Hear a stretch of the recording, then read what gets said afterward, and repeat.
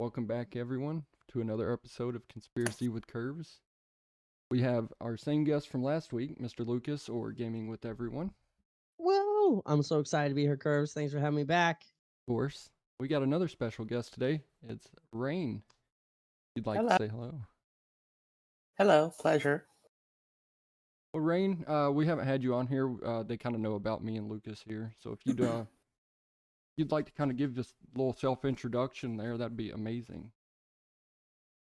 Hello. My name is Raine. I go by she/her pronouns, and I'm one of Lucas's friends. Yay! I'm from Southern California, and I have I guess, a background interest in a variety of subjects. Those pertaining to what we'll be discussing today, I guess, is astronomy and I suppose philosophy. Well, that's amazing. Mhm. I'm very interested in astrology myself, and I don't really get into it like I should. But looking at what we're going to be talking about today is uh, interesting. So No, to make sure you use the right terminology there, Curves. You said astrology. We're talking about astronomy, astronomy. You said snap right? Right. Astronomy. Yeah. astronomy. Astrology Is is a that pseudoscience. so? Is Astronomy is astrology a the real study of science. space, and astronomy is the study of planets? No, nope. Okay, correct me then. Astrology is an old timey kind of debunked pseudoscience that says that the positions of the stars and the planets on the day you're born and on a regular basis has some effect on your personality. But it's never actually held up to scrutiny. So Horoscopes. Or okay, horoscopes horoscopes. is astrology. Yeah, like what's your Okay, horoscope sign? Like, I'm an Aries, and that's never meant anything. Astronomy Except is the study of, you know, space and things relevant to space. yes. The study of planets specifically is planetary astronomy Astronomy. okay, cool. or Go ahead. planetary science. Y'all school me all that you can. I'm all for it.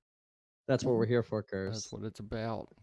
What it's about. But as you can see on screen, everybody, we've got a pale blue dot from Carl Sagan that Miss Rain is going to talk to us about today. Give some. Yeah, it's a it is the work of Carl Sagan. Carl Sagan is an astronomer and science communicator, best known for his contributions on the research into the possibility of extraterrestrial life, um, including trying to communicate the complexities and intricacies of astronomy and science more generally to in a way that the American public um, can better understand and better um, connect with. Um, he has a founding role in a variety of organizations such as the Planetary Society, SETI, Search for Extraterrestrial Intelligence. He's written various books. He's responsible for the creation of the Voyager Golden Record on the Voyager spacecraft, the Oh Pioneer yeah. plaque, the Pioneer plaque on the Pioneer probes that predate the Voyager spacecraft. He's also written books such as The Dragons of Eden, Contact, um, a movie about which was made around the time of his passing, Pale Blue Dot, The Demon Haunted World, and the Cosmos TV and book series. So that plaque, is that the one Mhm. that's written, I should say, in like a few different languages that was sent up into space? Uh, if we're referring to the Pioneer plaque is basically like an aluminum plate that's been engraved with a variety of visualizations that hint at where the location of the Earth is relative to various pulsars or pulsating stars in the night sky, along with the drawing of the spacecraft and two humans. That drawing of two humans is probably what it's most famous for. hmm And the other plaque, which is actually a golden record, is an LP record that made of gold that has a variety of sound recordings and images that are encoded into the record and can be decoded using the instructions on the LP cover. And when you do that, you're able to play back and decode all of these images and audio recordings full of messages from world leaders, as well as more innocuous things like the sound of birds, the sound of music, Yeah, stuff like there's that. like a bunch of like traditional songs from a bunch of different cultures on it, stuff like that. Mhm. So Different that photographs hopefully, of different things, from the very beautiful to the very mundane. yeah, Mhm. the hope is that if any alien like species or whatever, any aliens in space pick up the Voyager, millions of years from now or whatever, they'll know who humans were and what Earth was like, and maybe they'll wonder about us and come find us. Would be Yeah, pretty. that's the idea. That'd be There, kind of weird. yeah. The idea of there being extraterrestrial intelligences um, has been a subject of the Sega's work for a long time. Less of a there's aliens out there, and more of, hey, we should consider the fact that we live in this big, wide cosmos, and we might not be the only other intelligent life out there. We should consider and search. True. So what, You like Mhm. personally, I don't feel like we're the only, I don't know how to say it, Intelligent species. intelligent. Yeah, I would say that. I How don't do know y'all if we're how the do y'all most feel? intelligent, but you know what I mean. Do you feel there's others out there? Possibly. I mean, obviously, I don't have um, empirical proof of that, but at least statistically, it seems very improbable that we are the only intelligent life out there in the universe. With the I think, what do you got, Lucas? yeah. What about like aliens existing? I think the consensus is that, um, as early as I was trying to look up when he lived, Giordano Bruno lives in. He's born in 1548. He's killed in 1600s. He's like as early as him. He's one of the first guys to really hold to the idea that like the universe is infinite and not finite, and present the idea that when the Copernican model of the world comes around, and people say we start to realize like, oh, we actually revolve around the sun, and then we learn, hey, all the stars in the sky are suns like our sun. And it's proposed. Bruno's one of those guys that proposes the idea that like if every star in the sky is a sun like ours, then it's light, and there are functionally infinite of them, then it's almost assuredly possible that one of them has a planet that is an Earth-like distance away from its sun, with a star that is about the size of ours. So it's very plausible, and not beyond the realm of possibility that yeah, there is probably a planet like ours with life on it. Um, is it intelligent? We don't know. Did it develop at the same rate as us? We don't know. Have they come to visit the Earth? We don't know, but likely not. I don't think I've ever heard a convincing argument that I have yet to hear any convincing argument that aliens have visited Earth that wasn't kind of an insane conspiracy theory. Um, but the idea that they would even be able to get here, when you understand like the sheer astronomical size um, that space is. I mean, like, I don't know, what is the fastest man-made object that we have? The Parker Um, Space Probe That reached particle accelerator? 394,000 miles per oh no, hour. like spacecraft. Spacecraft, okay. So, just a quick Google, but the NASA Parker Space Probe is 395,000 miles per hour it travels. Let me get on my whiteboard. I'm gonna do a little math. I can tell you a That's bit a about the Parker probe as well. So if the sun is 93 million miles away, right? We go to our calculator, we do 93 million divided by 395,000, okay? Miles per hour, that's about 235 hours it would take that machine to reach the sun. Divided by 24 hours per day is about 9 or 10 days. So the fastest machine we've ever made, which flies with gravitational assistance from Venus, right? So the reason that it goes as fast as it does is because it uses Venus's gravity to hurl itself around like a giant slingshot, okay? It which is just impressive as fuck. So the the fastest thing that we've ever made at its top speed would still take 10 days just to reach the sun, right? Um a plane, what is like like, let's see, let's look up fastest jet fighter, the MiG-25 miles per hour. Probably tells you how many. What is this? The Look at you Republic using. XF 103 flies 3,255 miles per hour. I see like the USAF X-15 reached a record 4,520 miles per hour. So let's ballpark that. Let's say 93 million miles away at 4,500 miles per hour would be 20,666 hours. Divided by 24 hours per day is 861 days. Divided by 365 days a year is about 2.4 years. That's So, crazy. like one of the fastest jet fighters we can build takes 2.5 years to fly to the sun, and it would be 2.5 years home, right? That's how incredibly far away the sun is. Takes light from the sun 8 minutes to reach the earth, like light itself, the fastest thing that there is.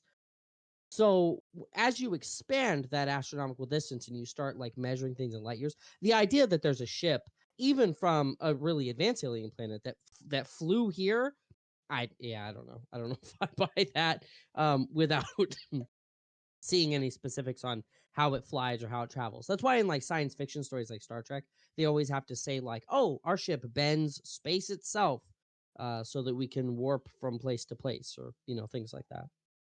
Mhm. So, do I think that there's very likely alien life? Yes. Do I think it's ever been to Earth? Probably not. To sum up my stance. And just to add to that, I don't know, Bob Lazar is thought differently. I would be very interested to see his evidence. uh Anyhow, with on screen, got the book cover here. It's a short little. Google only gives me I think 20 pages worth of this, so it's just a preview of the book. I'll post a link to the book in the description. All the fun stuff for it. It's a New York Times bestseller, and it's called A Vision of the Human Future in Space. Pale Blue Dot. Raine, if you'd like to kind of take it away and school us a little bit on this, I'd very much enjoy it. Oh, yeah, sure.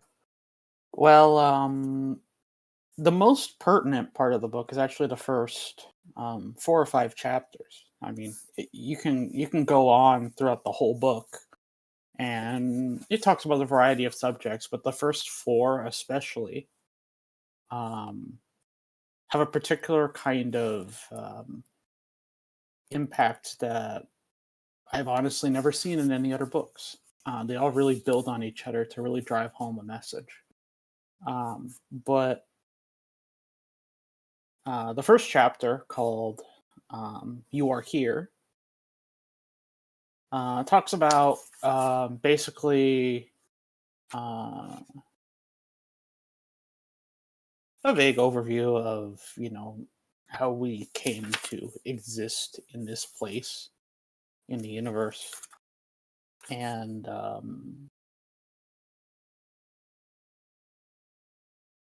basically describing how fragile life is on the earth, how the only thing protecting us from the great void, not actually a void, but the great void of space itself, um, is this razor thin hugging of a few um, a few gases hugging the surface of this big chunk of rock floating through space. Um, and without it, life would not exist.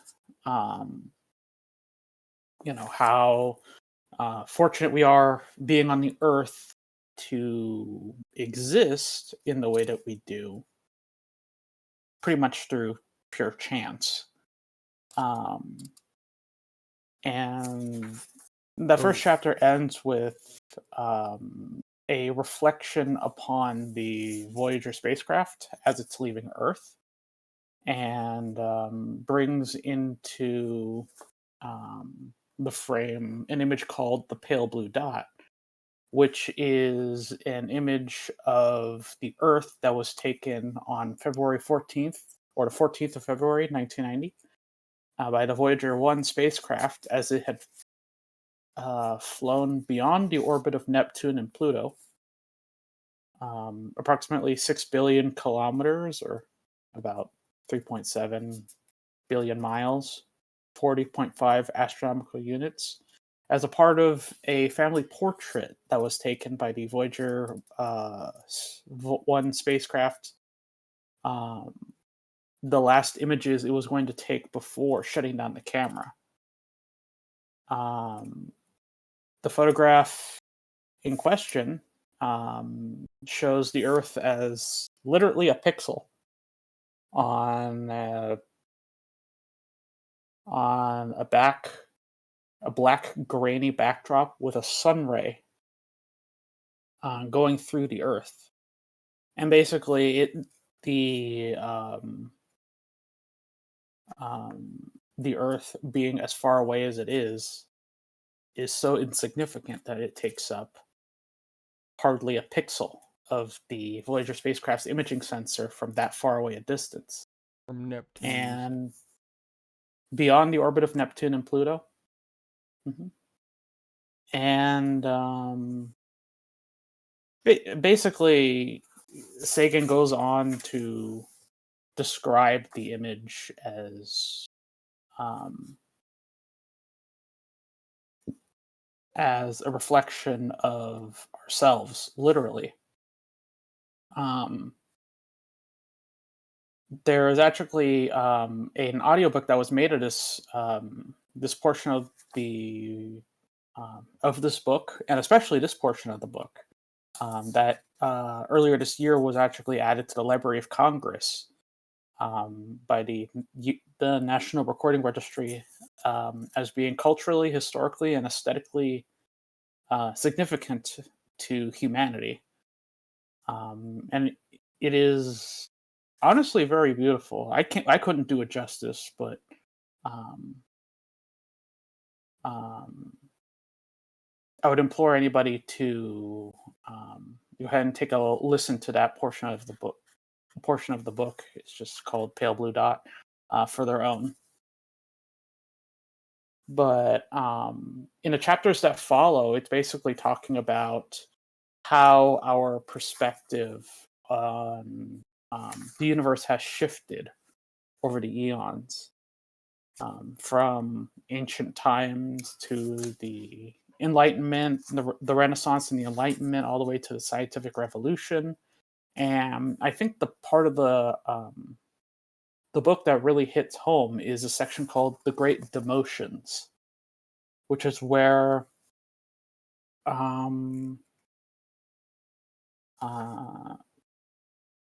Sagan goes on to talk about how the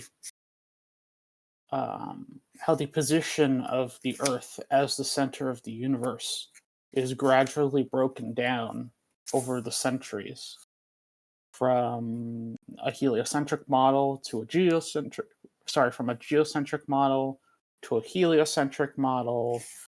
And it goes on to talk about how we discovered that these stars are very far away. We were able to use parallax in order to figure out their distance from the Earth, and realize that the universe is much bigger. We figure out how radiocarbon dating works, Um, and eventually we discover that there are other galaxies in the universe. Um, Recently, we celebrated the 100th anniversary of knowing that the universe as we know it today exists. Because prior to the 1920s, we had no idea there was anything beyond the Milky Way. We Yes. had zoomed out from the Earth and the Sun and just this sphere of stars in the night sky to being our galaxy at that point.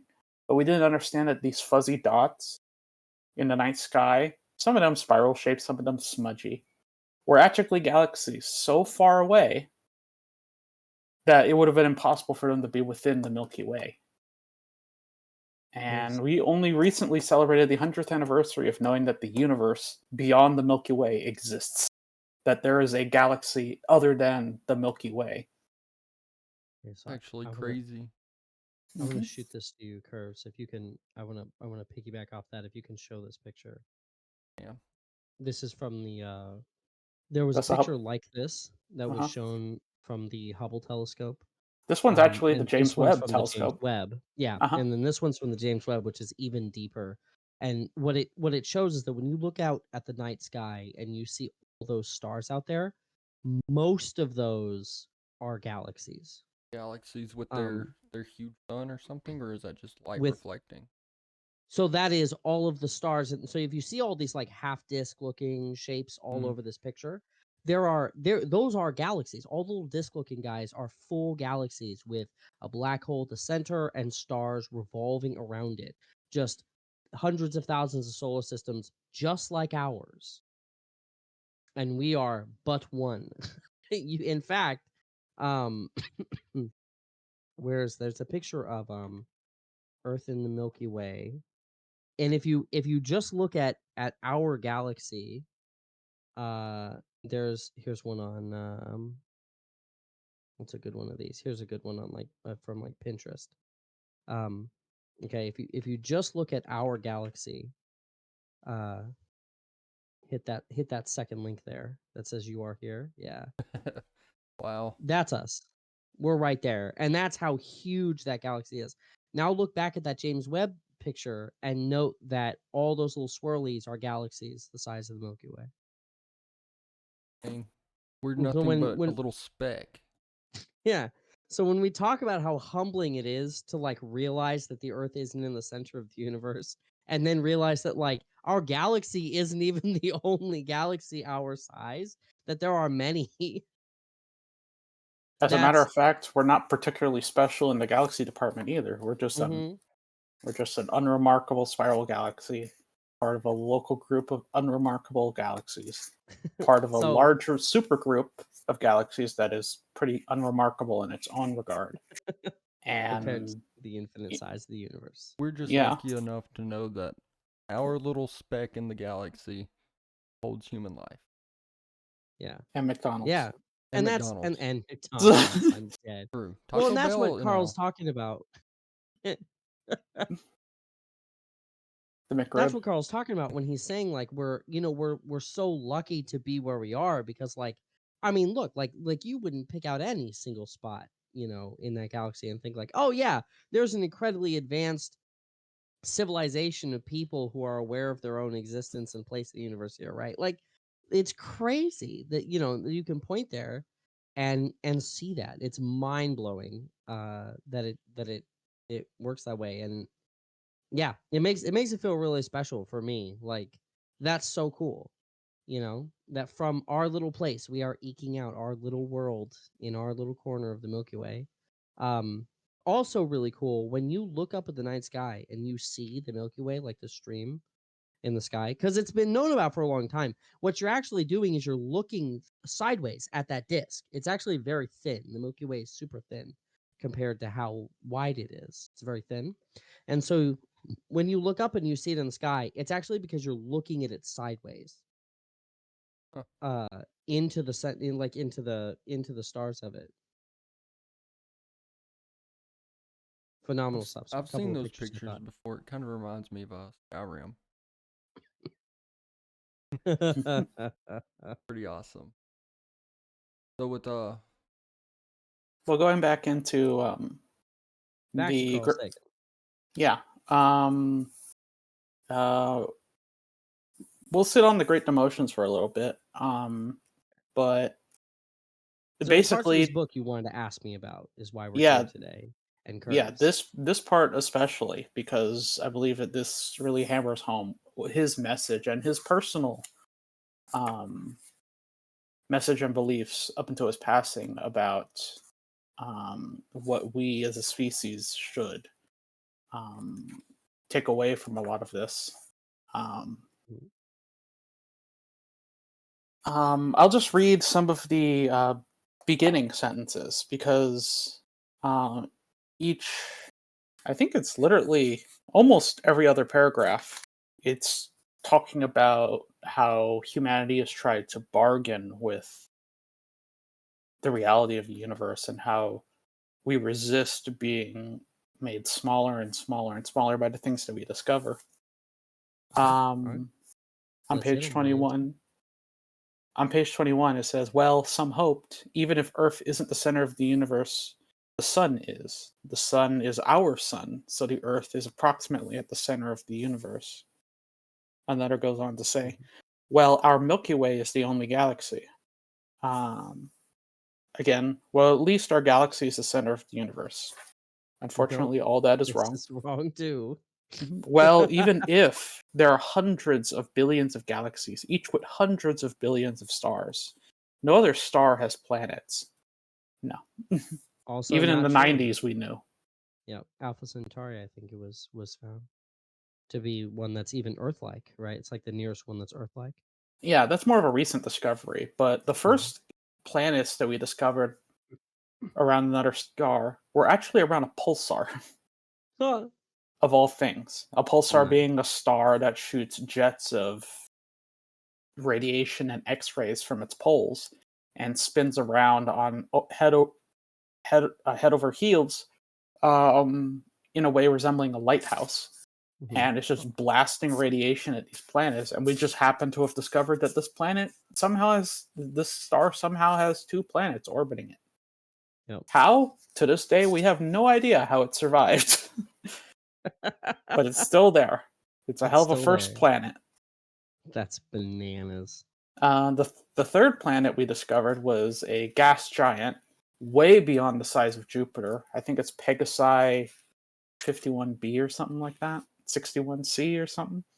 And those being our first three planets really put into question like what the hell is out there? Mhm. What else is out there? And of course, since the early 90s, we've been able to discover so many other planets. Right. But even in Carl Sagan's time in the early 90s, we knew for a fact that there was no other galaxy. There's no way that we're the Definitely. only planet in the universe. There are Yeah, definitely definitely. others. Definitely other galaxies. We're definitely with solar systems orbiting them. Definitely with planets in those solar systems.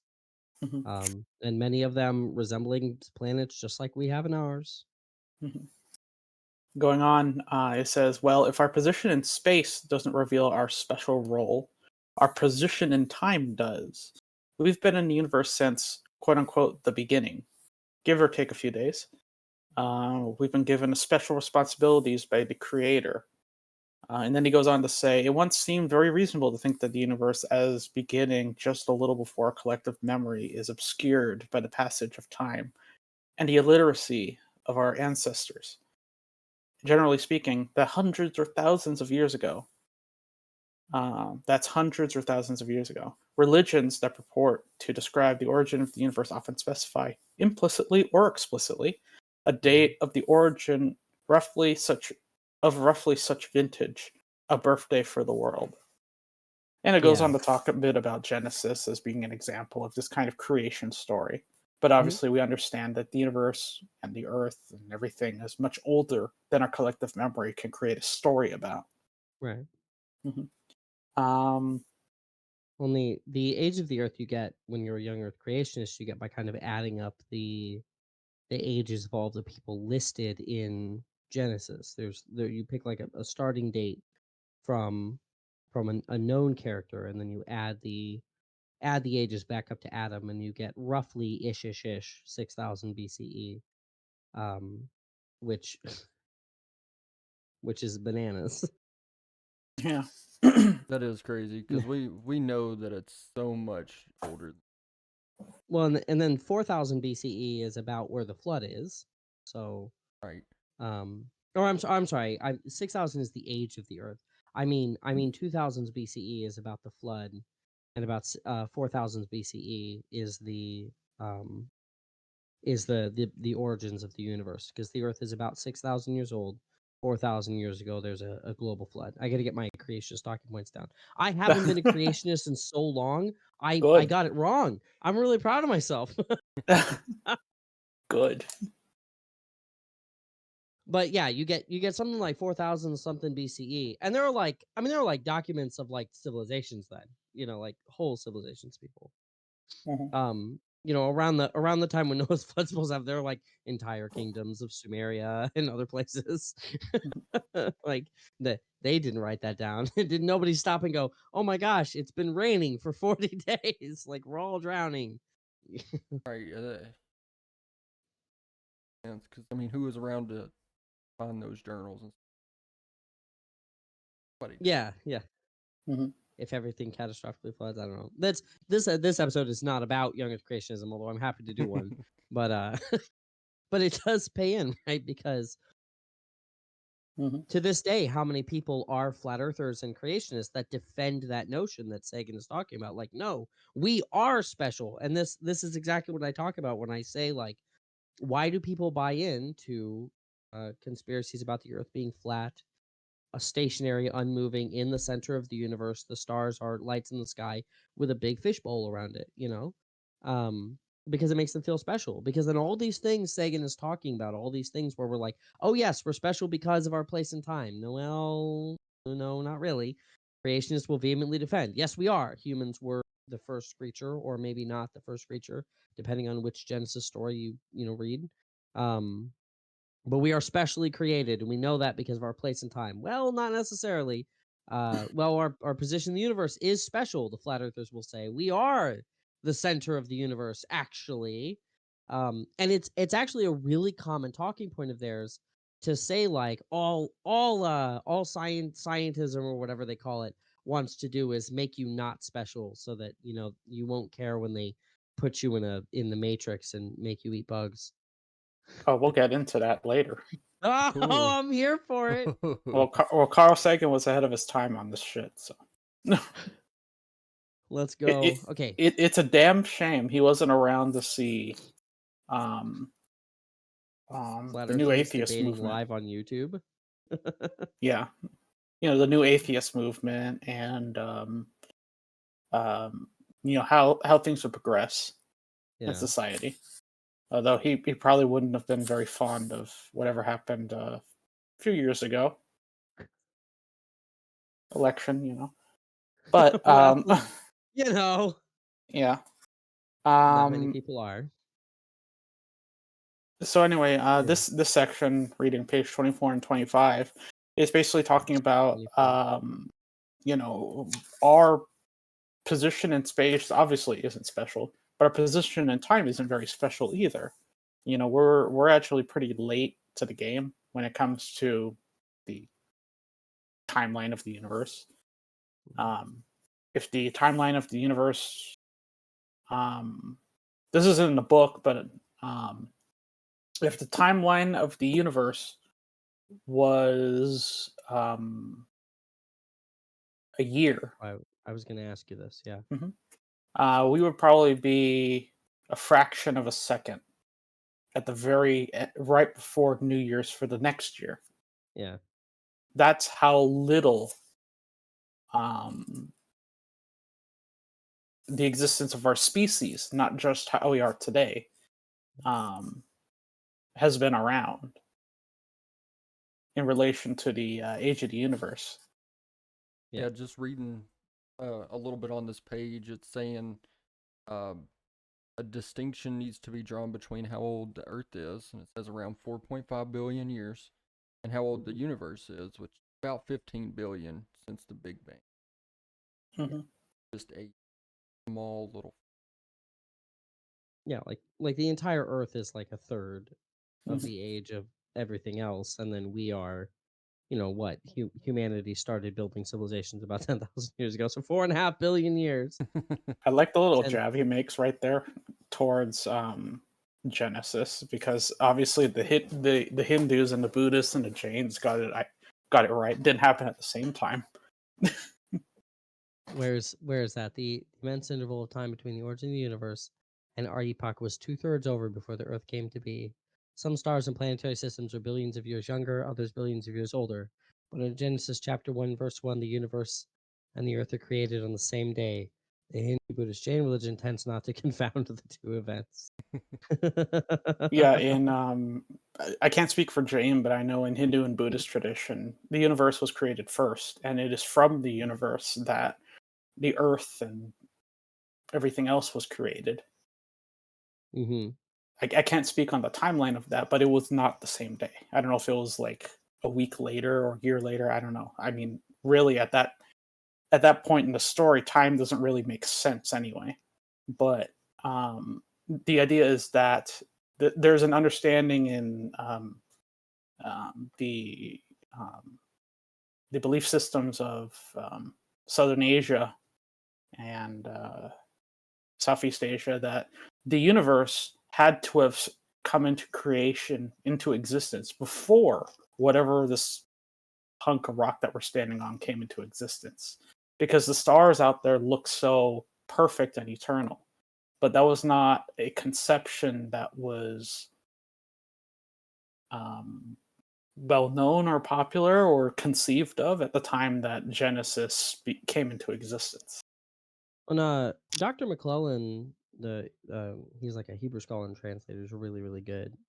Mhm. But Dr. Dan McClellan, he does this. He has this. He puts forward this really interesting take on the translation of the first words to Genesis, because in our modern translations we read, "In the beginning God created the heavens and the earth was without form and void." And so we read it as very linear, right? In the beginning, God did this, and the earth was like this when He did it, blah blah blah. But it's there's actually a lot of contention on that note that I've seen, where it reads more accurately as "in a beginning," or as Dr. McClellan puts it, in a beginning as God began to create, or that sort of phrase, right? As God began to create the heavens and the earth was without form and void. And so there's a reading or an interpretation of that from the early version of, was it the I don't want to get this wrong, is it the Tanakh, right? Yes, the Tanakh. Yeah. Yeah. So from like the first versions of the Tanakh, where the earth is already there, and then like Yahweh molds it, and then light is made, and then He separates the light from the dark, and then He makes the sun and the moon, and then da da da da da da da. But when God begins to create the heavens and the earth is already there without form and void. So there's even argument for that tradition as well, that it's um when you get out of that super literal reading of the English version of Genesis, it may not even mean that. And a lot of that has to do with the way that phrase Bereshit is. There's an accent mark on it that makes it an infinitive, I think it is. There's like a specific accent mark that makes it one way or the other. And Hmm. and the way that it's written in Hebrew writes it as that, when God began to create, Hmm. as opposed to in the beginning God did this, when God did this the earth was this. So Hmm. it's super, it can be super different depending on the tradition, and I've heard other people kind of back Dr. McClellan on that. So that's pretty contentious in the academic literature. That's a contentious thing. To be fair, to kind of stick up for Genesis a little bit there.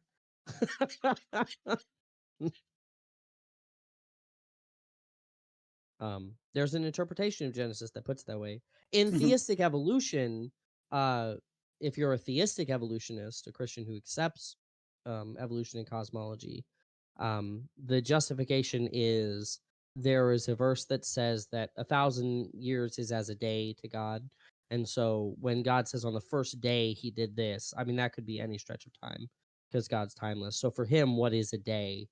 it's whatever span of time he needs or wants to do that in. And so it's kind of using one part to justify the other part. Although Dr. McClellan will argue that when it says a day, it does in fact mean a literal day, as do other scholars. Like when he says a day, he does mean a day. Day, this happened. So Mhm. It's also important to note that, at least in those uh,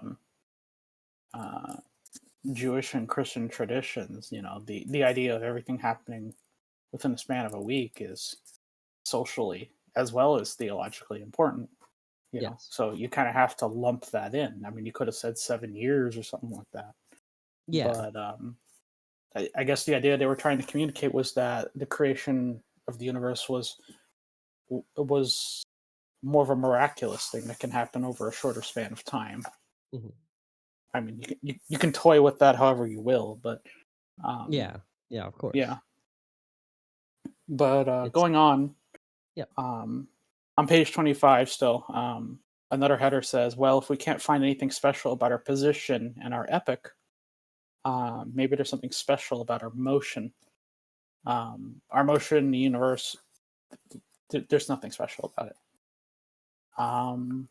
Now There's what is it? It's called the Goldilocks zone, and I've read that that's even like way wider than we thought. That like we thought that like the for the longest time that like if the Earth moved even a little bit out of its orbit, like we'd all roast or freeze instantaneously. But actually, the Goldilocks zone is like way wider than we thought. Mars There's is actually within the Goldilocks zone. yeah, It's the um, Earth and Mars, and depending on who you ask, Venus as well, are all in the mhm. Goldilocks zone. Yeah. It's just that Um, Venus is a mhm. sulfuric hellhole. And you don't necessarily need a planet to be in the Goldilocks zone to have life.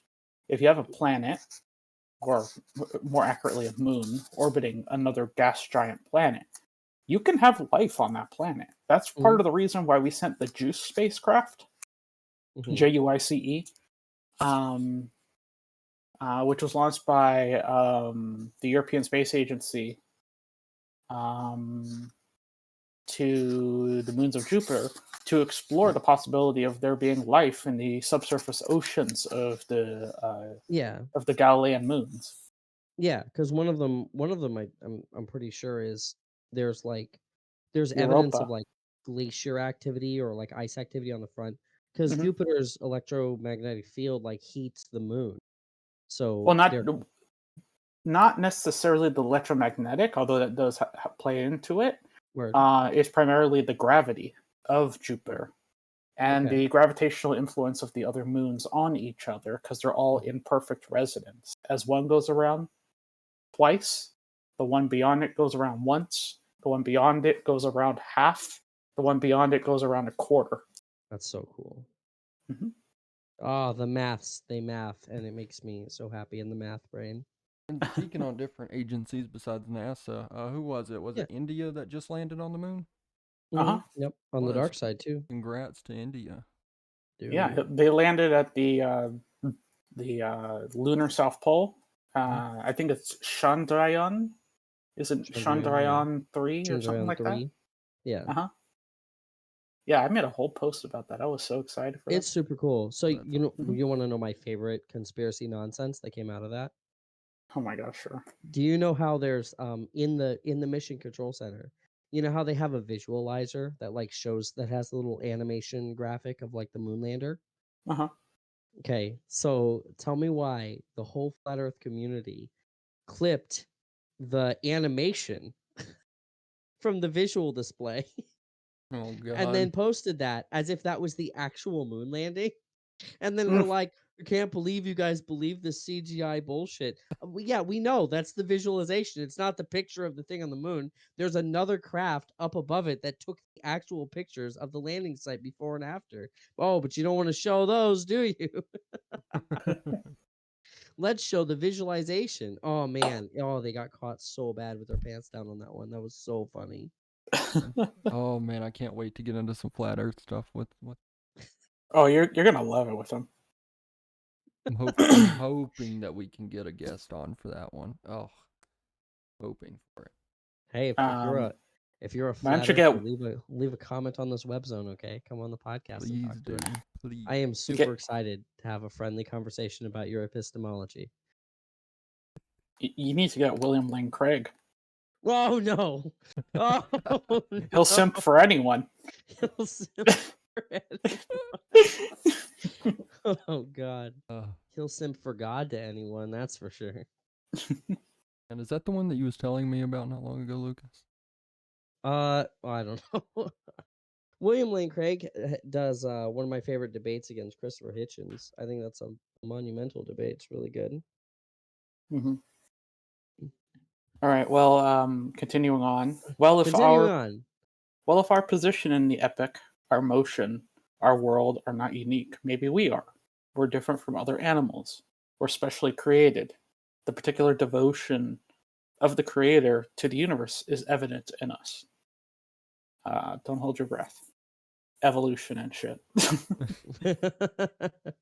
And then it goes on to say, well, even if we're closely related to some other animals, we're different, not just in degree, but in kind. On what really matters: reasoning, self consciousness, tool making, ethics, altruism, religion, language, nobility of character. Don't hold your breath on that. Yeah, Birds use freaking rocks to break open seeds, so they know how to use tools.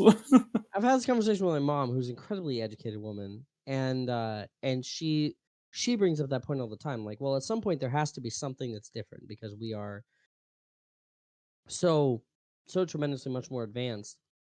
And I said, well, I guess I would see that if you could show me like a fundamental human behavior that we do that no other animal species does.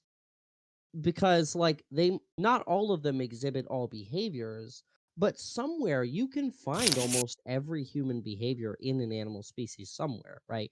Propensity for violence, check, all over the place. You've got like your love and peace hippie culture, that's bonobos, we got that.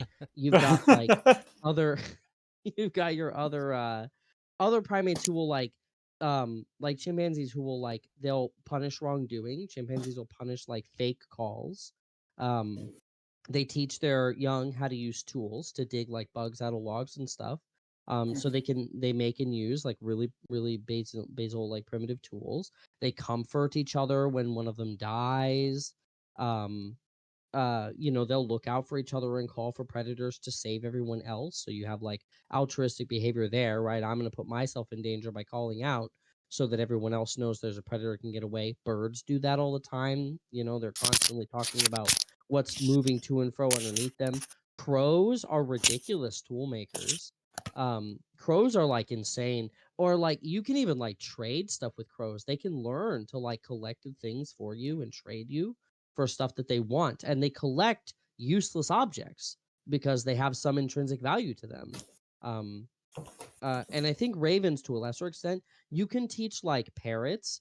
What's the parrot on TikTok? Apollo, I think his name is. I think Who I've seen like that.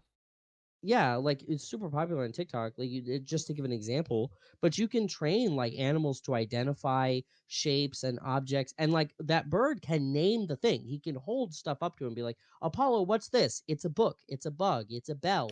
It's red. It's purple. I'm It's wearing a metal. hat." Like it's Ethically metal, yeah.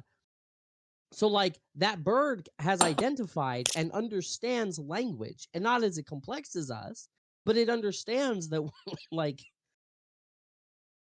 when you hold up this object, this complex call represents that object. Like there's the building blocks of language there, and lots of animals have that. So I have yet to find an animal behavior or a behavior that humans exhibit that another animal species doesn't, except that ours is so much more exemplified. Like other animals will teach their young. We have collective knowledge, massive amounts of it, and it's what helps us advance to the extent that we do. So I very don't know. true. I went around about it with her for a long time on that one. I was like, I just don't see it, Mom. I don't see that like special spark that you're telling me I should have. Um, that makes me so different. I don't know. Another thing to note too is that when it comes to um, language and in particular writing, There are civilizations, old and pretty modern as well, that have never had a writing system, that have never had a need to, write on, a flat sheet of tree pulp or a dried skin or whatever with ink and like write shit or, carve into a clay tablet like the Greeks did. And they're just as, I guess, for lack of a better term, just as advanced as any other. You don't necessarily need that to have a functioning society and stuff like that. Hmm. Hmm. Yeah. It may not be like quite as insanely advanced as a modern civilization, but even then, it Hmm. functions. It functions as a society. The people survive. They meet their basic needs. You know. Hmm. They grow, they flourish as a culture. They express themselves through art, even art, in at least in relation to humans, um, isn't particularly special because other animals are capable of creating, um, I guess, artistic depictions of things through their own creative means. How we interpret that, obviously, humans will think what they think, but um, other species are capable of doing those similar kinds of things too. But Yeah. Yeah. Definitely not mhm, advanced. It's always more basal, but it's still there in some ways. Like. mhm, So not to put us down too hard, because humans are like genius. We are incredibly advanced. We do amazing things, and we mhm, build massive monuments, and we have gone to space. And when I see those pictures of like um how small and tiny we are in the universe, I take that as like, holy crap, oh look how much universe there is for us to go out into. mhm, you know, Less so than like, here's how insignificant I am, although it is very humbling. It's more mhm. so like, oh my gosh, you mean that this is all we started with and we have already accomplished this on the one planet? Like, imagine what it's going to be like when there's more, unless it becomes Warhammer 40K, in which case that's it, I'm done. I check out, sorry. Bye, humanity, you deserve to be eaten by the Tau. Oh, and I just angered your whole fan base. Your fan base is triggered curves, sorry. They can come on here and debate you about Oh my gosh. it. Fan base epistemology. Oh, that's great. I, I believe in the greater good, okay?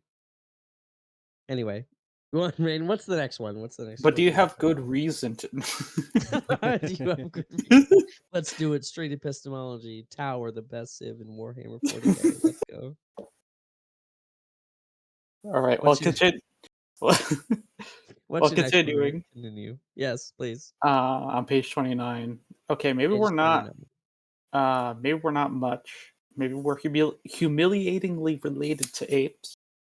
Um, but at least we're the best there is.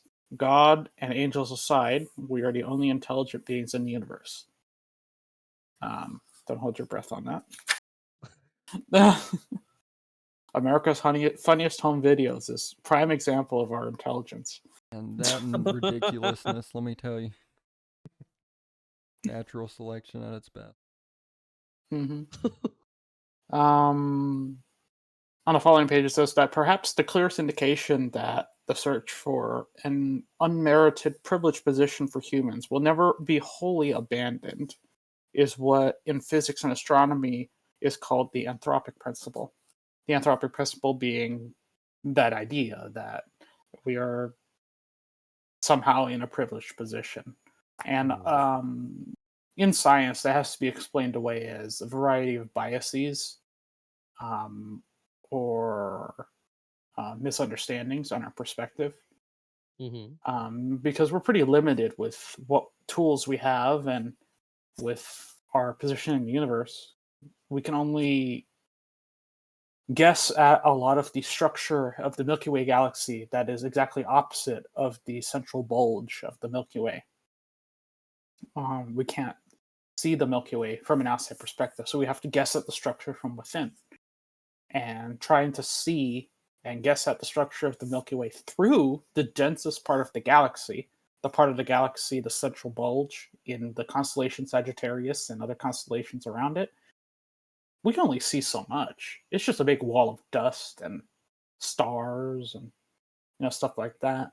In fact, there is a galaxy very close to the central bulge that is so like milked out by the glow of all the stars in the Milky Way that even with our best technology, it appears low contrast, and we can only see so much of the galaxy. And that just goes to show you, just how much shit is out there in the direction of Sagittarius for us to try to aim our telescopes at and look through to guess at what our galaxy is shaped like. Yeah. Huh. If you look in the opposite direction, which I think is in the direction of like Cassiopeia, Perseus, stuff like that, in the exact opposite direction of the center of the galaxy, you can see pretty far out there because there isn't a lot of galaxy blocking you. But if you look in the other direction, we don't have that same privilege. So we have to use our best technology, our best models, and stuff like that to guess at the shape of the galaxy and to observe what is beyond. Well, it's important to note too that that not knowing every single piece like that does not mean that like the entire model collapses. So one thing Yeah. to kind of put a critical thinking spin on this, one Mhm. of the things that pseudoscientists will do all the time that they want to do is they want to pick at the ignorant spots. They want to pick at the spots where you don't know anything. And they want to say, aha, see, you don't know this. Therefore, we call the entire model into question. No, that's not how that works. No. We know what we know. And based on what we know, we can assume things. We can come to inductive conclusions about what's there, right? If the rest of the galaxy looks like this, it's very reasonable the other galaxy side of the galaxy looks like this because of the way it's structured and the way it's moving, this is fine. As we discover more and do more and learn more, that picture gets filled in more completely. But just because we're saying a lot like, oh, there are things on the other side of the galaxy that maybe we can't see very well because from our one little spot, it can be very difficult to see that far away. Probably Mhm. so. That doesn't mean that everything we do see isn't there and hasn't been seen. It Yeah. just means there are some spots where we haven't seen things, and that's fine because science is always on the frontier of knowledge. There will always be unknowns. We expect there to be unknowns and things to go discover always. If the picture is entirely filled, that's dogma. That's not science. Mhm.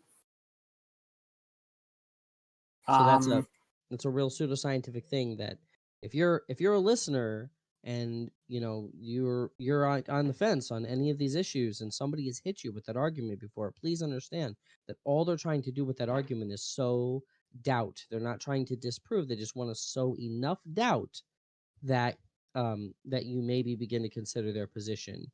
And they're going to target everything that's not known. But just because there are things that are not known doesn't mean all the things that are known are false. mhm. As a matter of fact, a good example of us trying to do our best to understand the shape of our galaxy, the meme you shared that says "You are here," that is not our galaxy.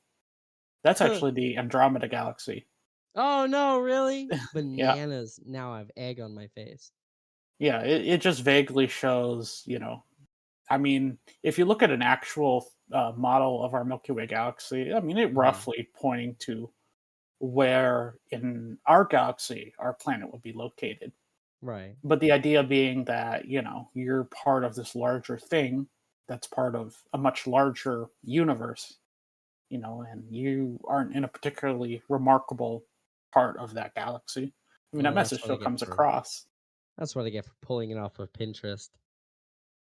Oh my gosh. I mean, yeah, just look up Milky Way, I don't know, model, map, whatever, and it'll give you our best estimate about what the Milky Way looks like, in a variety of galaxies and stuff like that, Yeah. nebulae that are out there. But Oh, here we go. Here's this one's. Tell me if this one's better. He Show pull it over. me that see. one. Tell me if that one's better. that is an old one. That's from the 90s. Word, but it works. Here. Let me give you a good contemporary one. Okay. Yeah. Here we go. Here's a nice contemporary one.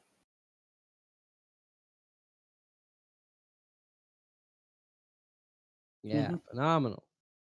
Yeah, go ahead and open it. It's not going to hurt you. A bass pops up. Da da da. And there's the sun. You can see it on the bottom there in the middle. And it shows a variety of, in the direction of this galaxy, in the direction of its constellation, there's different things. And if you look on the other side of the galactic bulge, it says the zone of avoidance. That part of the night sky is very much blocked by just how dense the central bulge and bar of the galaxy is. So you can only see so much in that direction. It really kind of puts But look at into that on the bottom perspective. left. Remember I was talking about how thin it is compared to how long it is? Like, that's crazy. Also note that our Milky Way has a slight warp to the disk. It isn't perfectly flat. Where it sort of flattens for. And you can see nearby there are galaxies that orbit our galaxy. The Large Magellanic Cloud, LMC, the Small Magellanic Cloud, LMC, various stellar streams from galaxies that the Milky Way has cannibalized are also present. Globular clusters, dense clusters of stars. They're not always on the galactic plane. They're just kind of everywhere. So much to do. So much galaxy to explore. I'm trying to find it on here, but I'm pretty sure it's in a whole different thing. But the Pillar of Creation. The Pillars of Creation are part of the Eagle Nebula. So if you just Google a picture of the Eagle Nebula, you'll come up. It's a variety of just pillars of dust illuminated by newborn stars in the Eagle Nebula in the direction of the galactic center, the galactic bulge. I haven't observed the Pillars of Creation, but I've observed the Eagle Nebula through my telescope once. Cool. Yeah, it's pretty neat. I'm wanting to get a telescope. Whenever I was young, my uncle actually kind of got me into this. He's a big space guy. He had a telescope that he had to run a long cable outside to do this, and that tells you how long ago it is. But he could type in on his computer like rough coordinate to wherever, if he could find it in an old chat room or whatever that he was in. He could actually pull these kind of things up, not like the Pillars of Creation. Yeah, but he was able to pull up like different stars and on a laptop. No, on like a big old brick computer. This was in like 2005 maybe. If I had to put a time frame. So it was really cool seeing that, and then he started watching like all the NASA. But it was like a NASA channel where we could watch the countdowns. We could watch them kind of building all the space. It was the cool. Getting into that, I kind of want to get.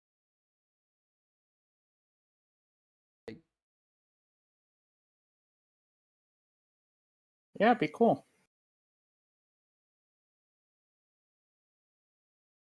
Well, the gist of this part of the book is basically, talking about the anthropic principle that, that we're somehow privileged and in reality we're not. We need to talk about, keep our biases in check and, understand that our perspective is limited, even of our Milky Way. And if we want to bring it even closer to home, even of our own oceans. Yeah. We only know so much about the bottom of the ocean because it's very difficult to get that much mapping information at the bottom of the ocean. When if you look at the moon, everything is there for you. You just take a picture and you're done. Yeah. You know what I mean? But the bottom of the ocean, you got to send a bunch of radars and shit like that. With Venus, same thing. You got to send a bunch of spacecraft with radars over there so we can get an idea of what's below those clouds. Mhm. But if you want a picture of Jupiter, easy. You can get a telescope. What you see is what you get. You You know, know. oh, look at that. It's a giant swirling cloud of gas with a giant permanent storm on it. I bet Jupiter is a big swirling cloud of gas with a permanent storm on it. Which Who we would ever have figure out what thought? that storm is? Like, what's going on with that? Because it moves like crazy and it expands and Yeah. It's just a, if I'm not mistaken, it's just an area of low pressure on the in the tropics of of Jupiter, and it just kind of sits there between two belts going in different directions. Mhm. And because they're going in two different directions, they kind of help the storm spin itself and Huh. sustain itself. Yeah. we can agree. There's Yeah. still a just lot gonna of stop mystery there. about it, but It's just it's a it's just spot an where there's like oversized version. It's an oversized hurricane, basically. yeah. Yeah, where there's Mhm. two really high pressure systems pushing against each other and it just causes that one spot to swirl just forever. Mhm. That one storm is almost the size of the Earth, by the way. And that one storm, actually, you can fit two Earths in it. In the At least storm. early Wow. on. I don't know about nowadays because it has shrunk a lot. But you can at least fit an Earth, maybe an Earth and a half in there. Yeah. You can Uh-huh. fit a million Earths in the sun. When it That's was crazy.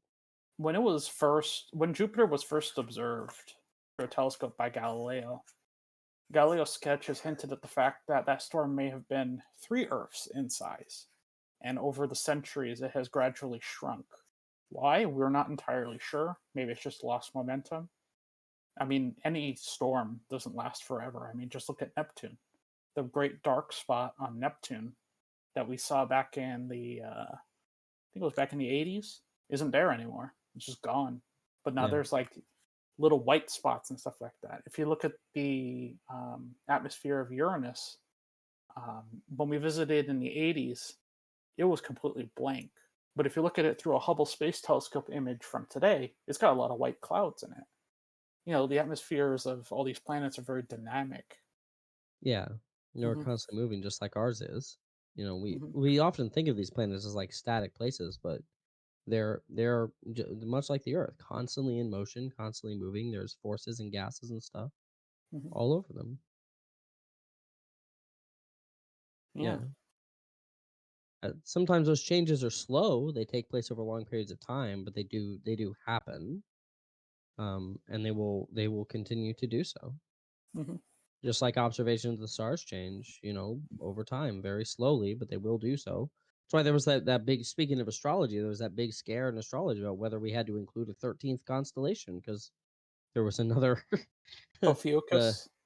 yeah, Hmm. because the constellation shifted in the, along the ecliptic. Like sometimes they shift in and out and they change at all different kinds of the year. Like the stars are never in the same place forever. They shift ever so slightly all the time. Hmm. Um, um, Back on page 31, it basically goes on to talk about how all these attempts to, um, try to keep us relevant um,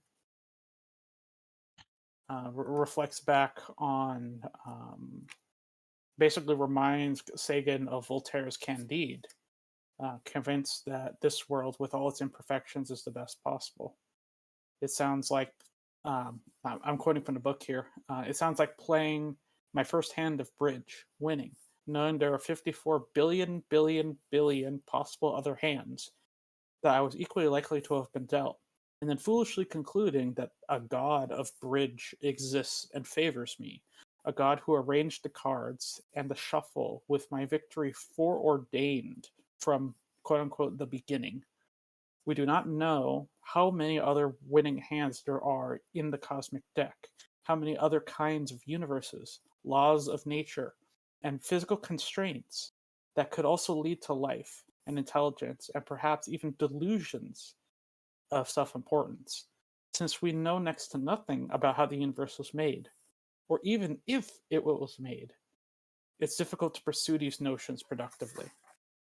And he goes on to talk about in the next few pages about, what does that really mean? What does that probability really mean? And when it comes to universal laws, were they created to be as it is, or is there no other way for the laws to be? Like the universal law of gravitation, yeah, if you change the constants a little bit, maybe all the galaxies fly away from each other because gravity's too weak, or it's too strong and it collapses in on itself. Um, is that because we're lucky in however you want to interpret that, in Yeah. that gravity is exactly as it is, or is it because gravity cannot be anything else? So It just is, you know. there's an analogy to evolution here. Oh, you can go first, Cards. I'm sorry. Go ahead. I Mhm. wasn't saying anything. I didn't. Okay. There's an Learning. analogy to evolution here where often it is presented that like the the way that we have evolved and the societies and things that we built and all those sorts of things, there's almost this argument of incredulity that comes out that is like, I that people would just refuse to accept the idea that um that there could be any cosmic accident, as it were. Not that non like not that cosmologists and evolutionists believe everything's a giant cosmic accident. But anyway, that there's no way that could just like emerge this environment in which is perfect for us in this way, right? For us to grow and thrive in. To which I say two things. A, the environment is not perfect for us. It's incredibly hostile to us. It's just Mhm. that humans have become very adept at molding their environment to suit their needs. It's too cold, I'm going to wear an animal skin to stay warm. It's too hot, I'm going to find ways to get water to where I live. Stuff like that. And that's what we do. We adapt and we mold our environment. But the idea that we sort of emerged in a world that was made for us is almost putting the cart before the horse. There's this Forrest Valkai has this really great uh um he explains it a lot better than me. But the idea is that like when you say like, it's impossible to me that we have emerged into this perfect space that, that almost seems designed for us to be in. It's like, well, if it wasn't this way, we wouldn't be here. So you've almost put the cart before the horse. It is because things are this way that we emerged in it. Were they not this way, we would not have been. So, like, I don't know. Are the laws of the world universal, or is there no other way they could be? What we know is that it's not that the laws were made necessarily with us in mind, but that with the laws not there, we wouldn't be there, or we would be different. Maybe we would be changed in some way. So it's wrong kind of thinking to say like we are so special in a universe made especially for us, and a much better type of thinking to say we have emerged in the situation we are in, that we have adapted to, and adapted to mold our environment to better suit our needs, to the extent that we have even now conquered the fringes of the void of space, or at least what we would consider the fringes of our our sphere of influence in the void of space. Mhm. um and that thinking, I think that actually is a good surmising of kind of, I guess, kind of Sagan's point is like, to just change the thinking. I'm surely Mhm. Sagan doesn't necessarily mean that like no one has any value. It's just that Mhm. all of our attempts to value ourselves so far by making ourselves special have fallen flat, and instead we can decide our own value of ourselves based on our accomplishments and what we have done in the world and how we have helped others, and Mhm. how many people are going to cry for you at your funeral, that sort of thing. And honestly, um, not only does that lead us into the next chapter, which talks about basically what you were saying, but Yeah. also is in a way a good summation of the entire book, because the point of the book is to reflect on the vision of what we've accomplished as a species, in terms of science, medicine, art, all that kind of stuff. and where we see ourselves moving forward. And since he's a Right. science communicator, particularly interested in astronomy, he's talking about human space flight to other planets and stuff like that. That is the next step in our story, I guess, if you want to say the next chapter of our story. Yeah. And assuming we don't annihilate each other, which has been something he's talked about many times before. Yeah. About the necessity for there to not be a proliferation of nuclear weapons and stuff like that. Right. That we should take pride in all of this kind of stuff. I forget where precisely he said this, but it's pretty clear that if we're taking a more literalist biblical approach, not only does it not explain everything, but it's not very creative, because what it really is a reflection of us, not really an objective reflection of the universe as it is. It's us trying to understand it. We're just projecting our humanity on it. Right. Um, And we have a tendency to personify things that have no personification, right? Humans are very adept at putting meaning where there is none, and putting meaning to patterns that happen to emerge as though they were designed to be that way, and that is not necessarily the case. mhm. You have to demonstrate the designer before you can start claiming that everything is designed. However, I do agree that cats are um, Well, objective truths. They're just perfect in every way. that's true. The one thing the Egyptians got right, cats are divine and we ought worship There's one looking at me right now with the grumpiest face. them. Because you're not worshiping enough, so worship more. Clearly. If we kind of Kiss lead their this in, paws. we're sitting at about probably an hour and 50. Want to wrap up one episode Oh, and bring it in within. I have two quotes that I want you to share so I can simp for thinking's power. Um, so I want you to share these two. These are Melanie found these quotes from Sagan, and she has them on their website. They're two of my favorites. They're both really good critical thinkings, and since we're on him, they're kind of tangentially related. But since we're on him, I wanted to No, share this is this. exactly it. Yeah, This is some of his more famous quotes, because in yeah, the end, that's what he's really talking about. In terms of his personal beliefs, he's not an atheist, and he's not a theist either. He's an agnostic, right. and and Neil deGrasse Tyson is also has the same kind of thinking about Sagan. So if you want to hear more about how Sagan thought, I Mhm. think there's like one interview of him where he talks about it, or two. Absolutely. But Neil deGrasse Tyson goes at length about it. But the idea being that, you know, putting faith in the scientific process and seeing the universe through a scientific perspective and understanding it as it comes, Mhm. and not saying that, oh, I have, um, for example, more of a hardline atheist view of like, there is absolutely no God, you can't prove it to me, all this kind of stuff, or the Yeah, more the kind of hardline theist anti-theist view, approach, right? uh-huh. Yeah, or the hardline theist approach, like an evangelical, like, yes, there is a God and you can't prove otherwise. You're just right. um, You have no. you're What is that? denying the truth or something like that. What is that stupid precept argument? Like um, you pin them in a logical thing, and they just go, well, by what standard can you even logic and reason? Da da da da da da. Like, Yeah, I hate exactly. so stupid. Anyway, Mhm. man, no, but I love this one. If you these are really great ideas for thinking critically about our place in the world, and Mhm. they're both really good. I think kind of caps on this. So this one says, um, spin more than one hypothesis, right? When you're thinking about whether something is true or not, or you're thinking about, am I valuable in the universe? So you're thinking about, what ought I believe in? Spin more than one hypothesis. Assume that more than one thing is true. And if there's something to be explained, think of all the different ways in which it could be explained. This is the power of alternative explanation.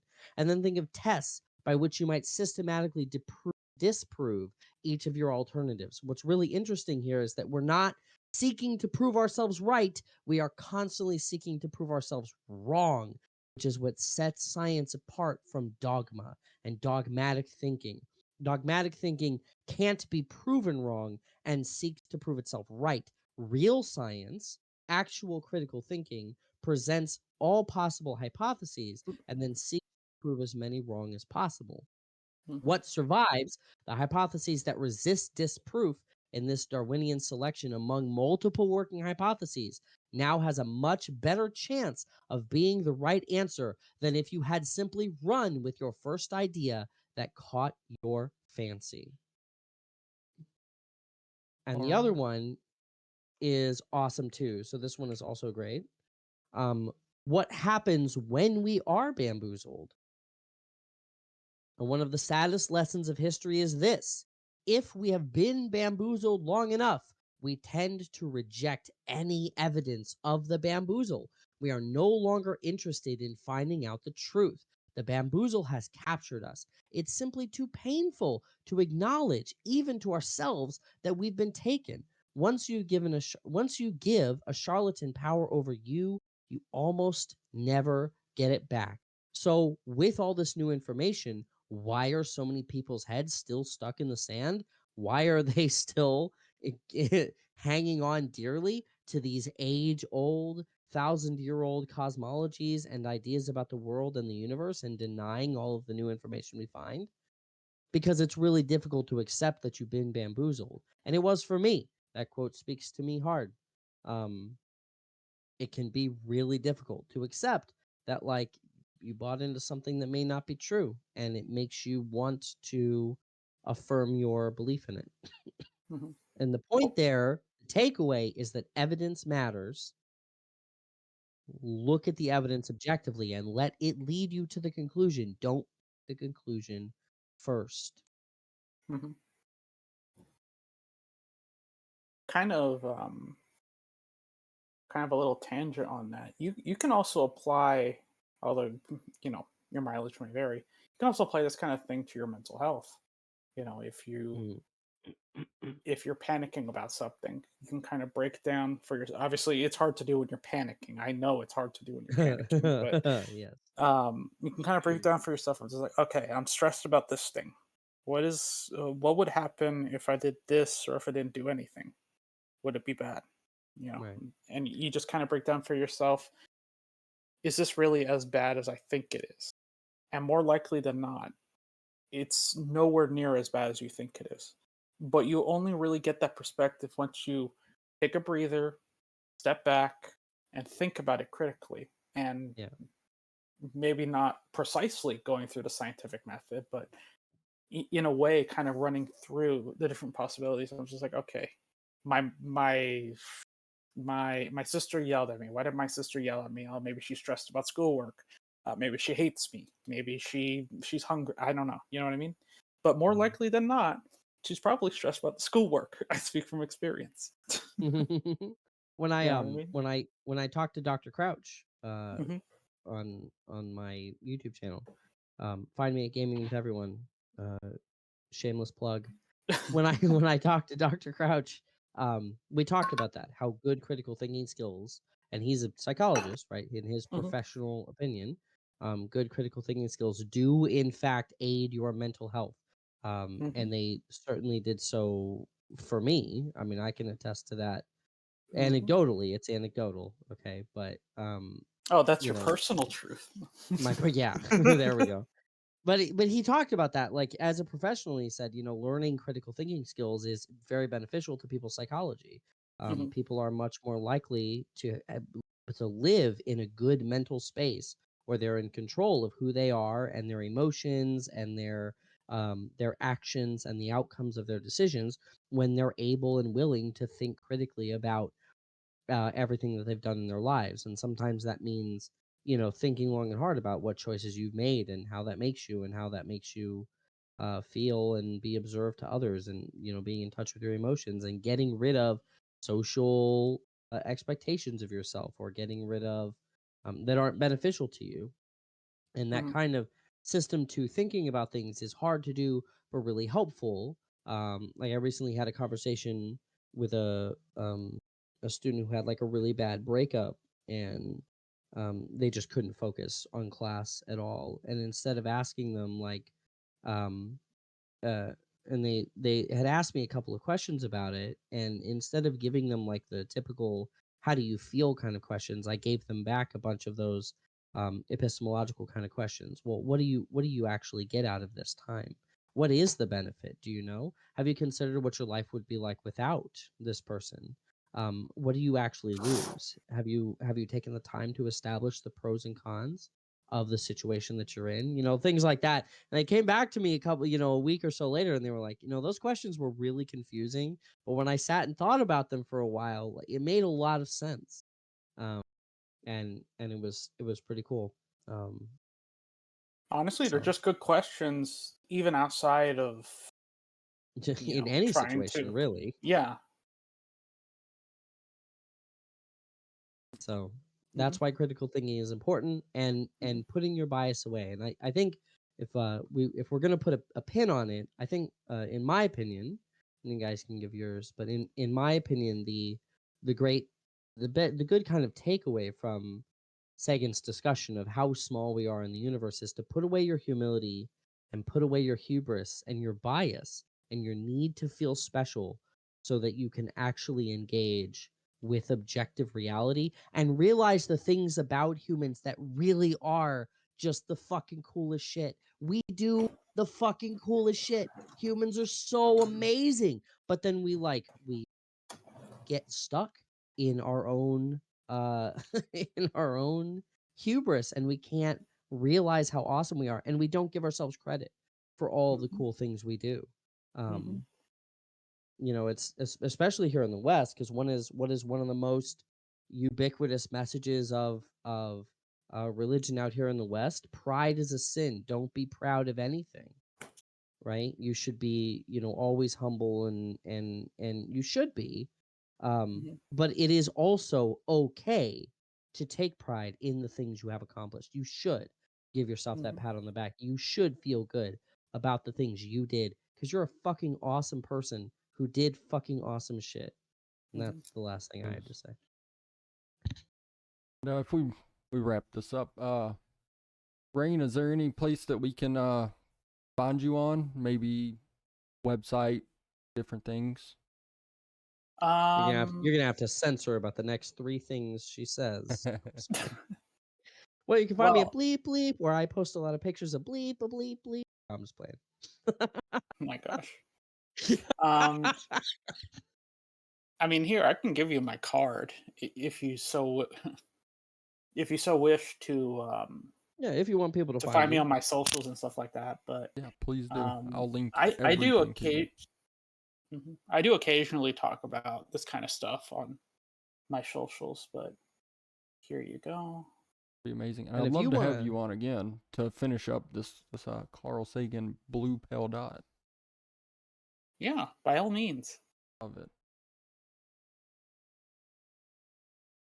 Snap also comes on Gaming with Everyone all the time. And if you catch me on Twitch, you want to come and have a conversation outside the podcast, I stream outside of this too, so you can come on and have live conversations with me and with Snap. And we love discussing science, religion, politics, and philosophy. It's a ton of fun. I promise I won't be mean. Okay. That's I would awesome. love to gently but kindly challenge your epistemology. It's a ton of fun, and I love to do it. And It you can doesn't even have also to be about religion. It can be It do- about what was the thing you were talking to me about? 'Cause you that was pretty what did I? cool. Oh, I did it to you. It was would you say freedom is a basic human right Yeah. that all people deserve? And we challenged your epistemology on it. It was a really good conversation. That is lost to the ether. It's unrecorded, but it was really That good. was a hard one, but at the end of it, I did feel a sense of accomplishment. Like, oh my god, I survived that. It's so I mean, cool, it's right? not meant.